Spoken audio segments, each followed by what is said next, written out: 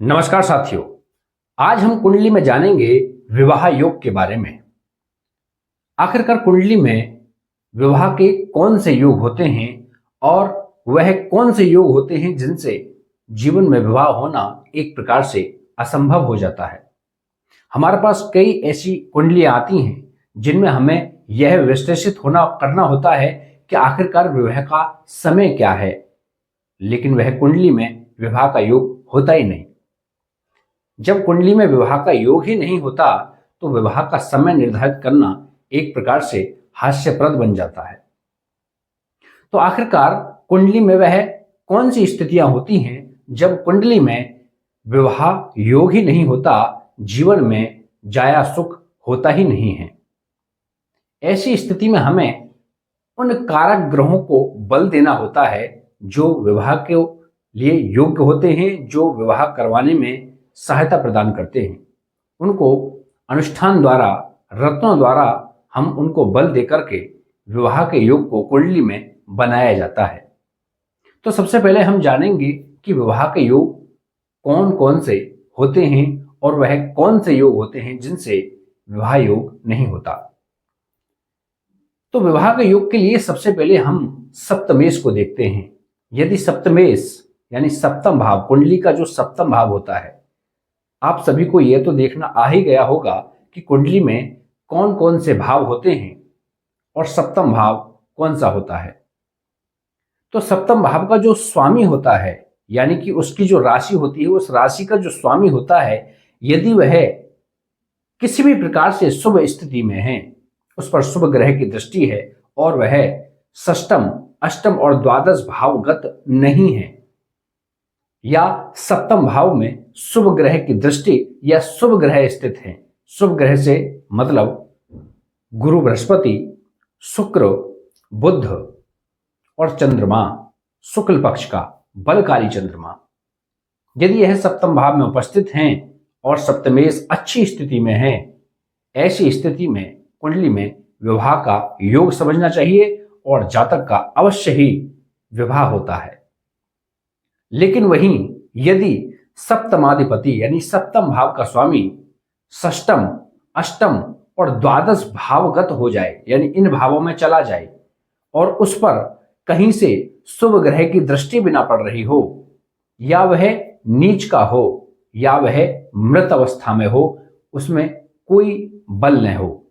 ऐसी स्थिति में जो जातक होता है उसे जाया सुख नहीं मिलता, या उसे यह समझना चाहिए कि उसके भाग्य में विवाह नहीं है।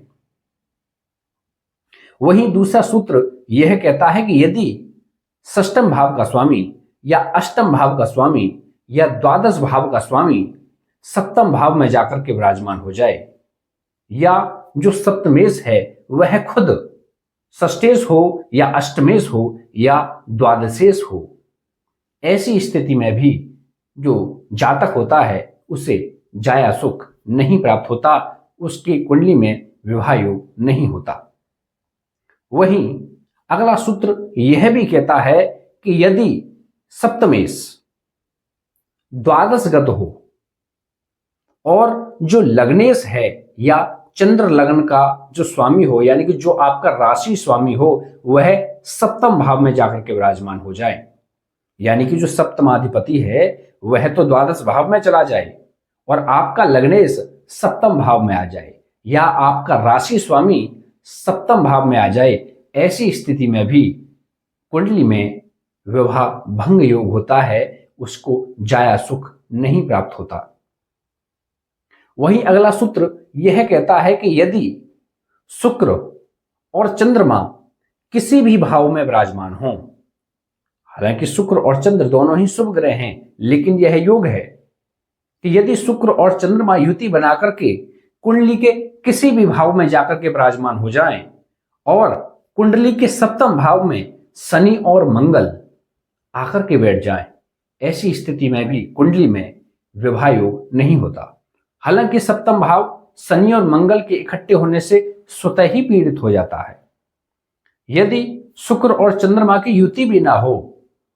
मात्र शनि और मंगल सप्तम भाव में आकर के विराजमान हो जाएं, ऐसी स्थिति में विवाह में देरी तो अवश्य ही होती है। वहीं यदि लग्न, सप्तम और द्वादश भाव में पापक ग्रह विराजमान हो और वहीं पंचमस्थ चंद्रमा निर्बल हो, ऐसी स्थिति में भी कुंडली में विवाह के योग नहीं बनते और जातक विवाह के लिए परेशान हो उठता है।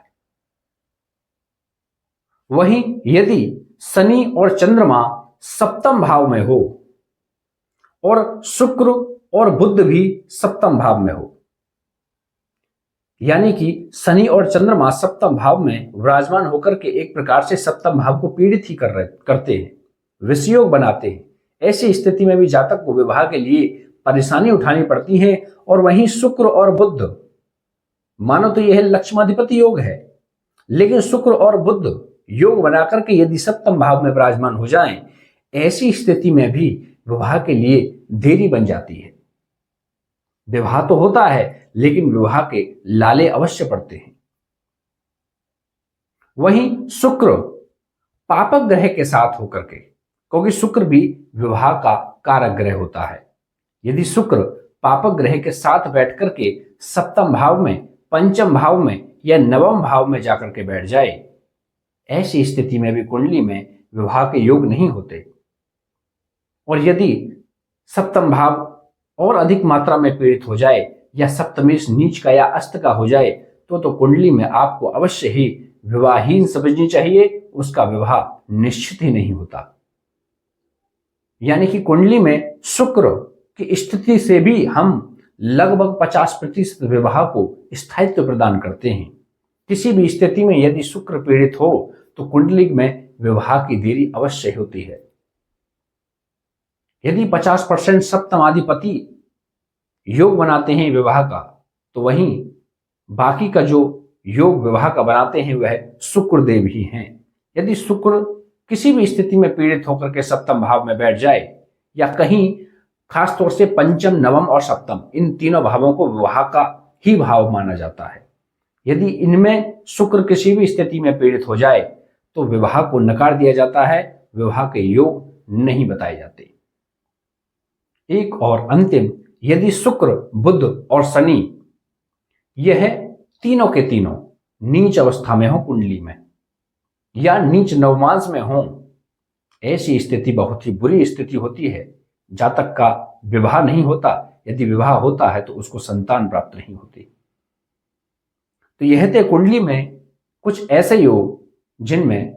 विवाह होना एक प्रकार से युद्ध स्तर जैसा काम है। ऐसी स्थिति में विवाह के योग होते ही नहीं, जातक विवाह के लिए दर दर भटकता रहता है और वह इसके लिए परेशान होता रहता है। और विवाह का योग का मात्र एक ही सरल उपाय है, यदि सप्तमाधिपति अच्छी स्थिति में है, उस पर शुभ ग्रह की दृष्टि है, किसी प्रकार से सप्तम भाव अच्छी स्थिति में हो जाए, कहीं से भी आकर के शुभ ग्रह की दृष्टि पड़ जाए, या जो गोचर के ग्रह हैं सप्तम भाव में किसी प्रकार से गुरु, बृहस्पति या शुक्र का गोचर होकर के उसके सप्तम भाव को बल प्रदान कर दे, ऐसी स्थिति विवाह के लिए कारक स्थिति होती है और जातक का विवाह संभव हो पाता है। नमस्कार।